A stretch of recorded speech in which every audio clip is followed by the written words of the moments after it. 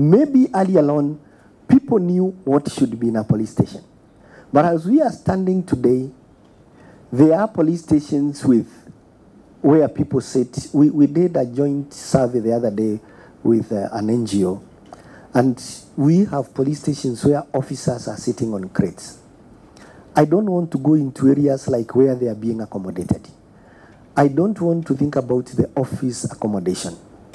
These things might not be done in a hurry, but one of the strategy I will undertake is that be able to define a police station so clearly that as it becomes the budgeting unit as per the law currently, that anybody walking into the station, even if he is from Treasury, can be able to tell in no uncertain terms that this station requires this deficit.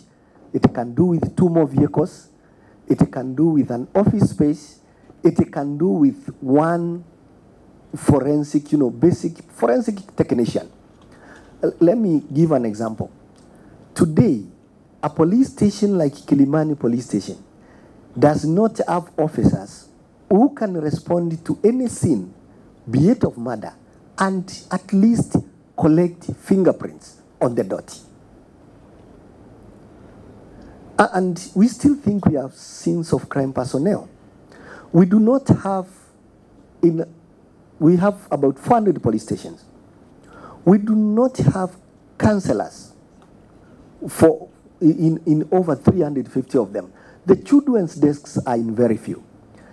The absence is not the most important thing, but is it apparent to those whom we are asking for funds for training? In terms of forensic investigations, I still feel that we could do more. We need to have some more specific laws, especially in terms of interceptions. In some of these major cases, we need to have very clear legal regime in terms of evidence involving, electronics. They are not very clear. They are not very strong in the kind of legal regime which we have. But I think these are things we can work on and try to improve and to make the necessary legal amendments. Police have been complaining about their hands being tied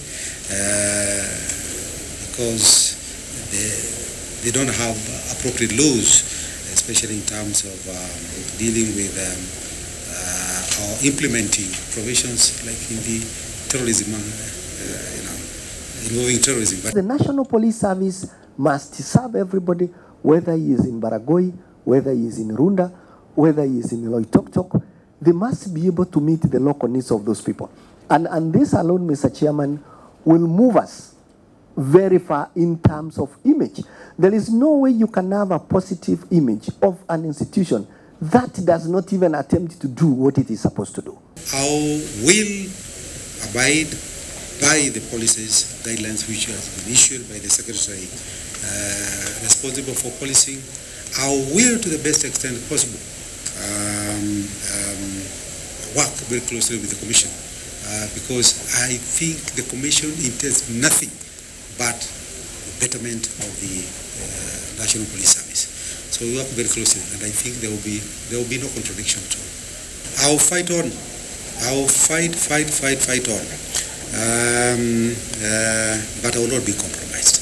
But if it reaches a point of being told, yes, it is either a compromise of your work, I will not wait to be sacked. I will hand over my resignation and say, yes, I'm fed up with this job.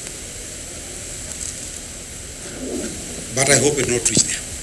As the Inspector General, I will be instituting my own investigations. I will also provide very immediate information, first to the National Police Service Commission, and then to the Independent Police Oversight Authority. And then I will ensure that cooperation from all serving officers is rendered. They are given access to every information they need.